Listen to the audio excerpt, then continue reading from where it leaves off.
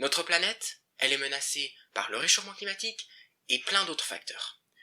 Bon, ça commence à être su par beaucoup de gens.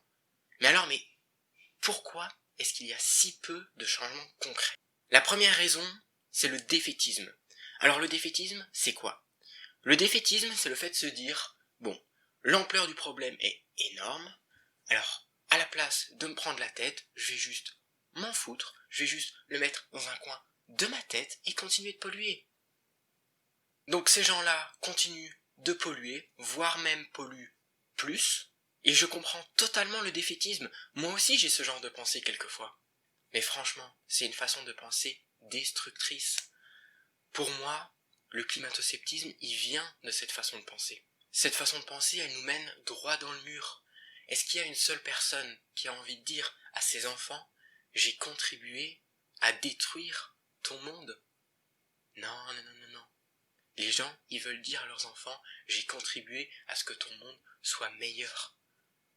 Donc arrêtez le défaitisme. Ensuite, la deuxième raison que je vois, c'est que les gens se disent « C'est pas de ma responsabilité, il y a un problème, oui, mais c'est au gouvernement et aux entreprises de faire les choses ». Je comprends totalement cette façon de penser. Moi aussi, pendant longtemps, je me suis dit « C'est pas à moi de faire les choses ». Et on se dit aussi que nos petits gestes n'ont pas un très gros impact. Mais ça aussi, c'est une façon de penser destructrice. Il faut bien comprendre que les petits gestes du quotidien, les associations, les projets autour de l'écologie sont très importants parce qu'ils donnent l'exemple, ils encouragent les autres et ainsi permettent d'encourager ce mouvement citoyen. Il y en a toujours un qui se bouge le cul en premier.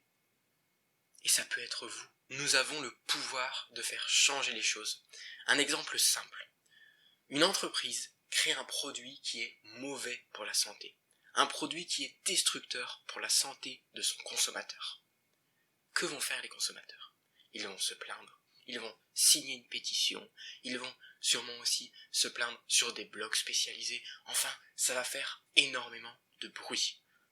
Suite à ça, le gouvernement va réagir, les consommateurs ne vont plus consommer, et l'entreprise, qu'est-ce qu'elle fait? Elle ferme, elle arrête de produire, parce que son produit ne se vend pas, son produit crée de la mauvaise pub, et le gouvernement est contre elle. Le consommateur a le pouvoir. Nous avons le pouvoir, nous avons la possibilité de faire changer les choses si nous-mêmes nous voulons faire changer les choses. Et il y a une autre raison aussi au fait que les choses ne changent pas, c'est le manque d'information. Et c'est pour ça que j'ai créé cette chaîne YouTube, et c'est pour ça que vous trouverez aussi énormément d'autres sources d'informations que je vous mettrai dans la description. Bon, il y a d'autres raisons à notre inaction, mais là je vous ai cité les principales. Mais plus on attend, et pire ça sera. Alors oui, on va assister déjà à un dérèglement climatique, mais nous n'aurons que des problèmes mineurs. Mais si on attend, si on ne fait rien, si on reste dans l'inaction, il y aura des problèmes majeurs. On risque d'assister à la montée des eaux, à des migrations à cause du réchauffement climatique.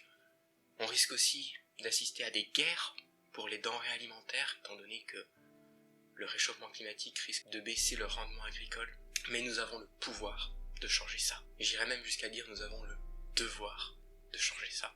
Ayez confiance en l'homme, ayez confiance en l'écologie, ayez confiance en vous. Il y a autre chose que je voulais souligner, c'est que souvent l'écologie elle est vue comme quelque chose de sinistre, quelque chose de pessimiste, comme de la privation.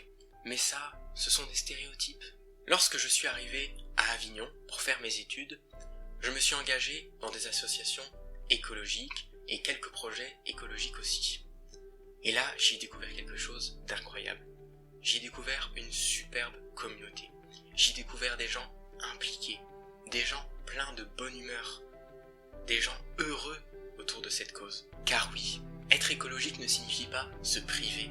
Être écologique signifie aller au bout de ses convictions, signifie être épanoui parce qu'on se sent utile, parce qu'on sert à quelque chose, parce qu'on a vraiment une utilité sur cette terre. Et j'ai vu autre chose en arrivant dans cette ville. J'ai vu qu'il y avait énormément de choses différentes autour de l'écologie, qu'il y avait énormément de gens impliqués. Il y a de l'espoir, il y a plein de gens qui se mobilisent, alors faites-en partie. Je conclurai en disant qu'on assiste sûrement à un des plus gros problèmes, voire au plus gros problème de l'humanité.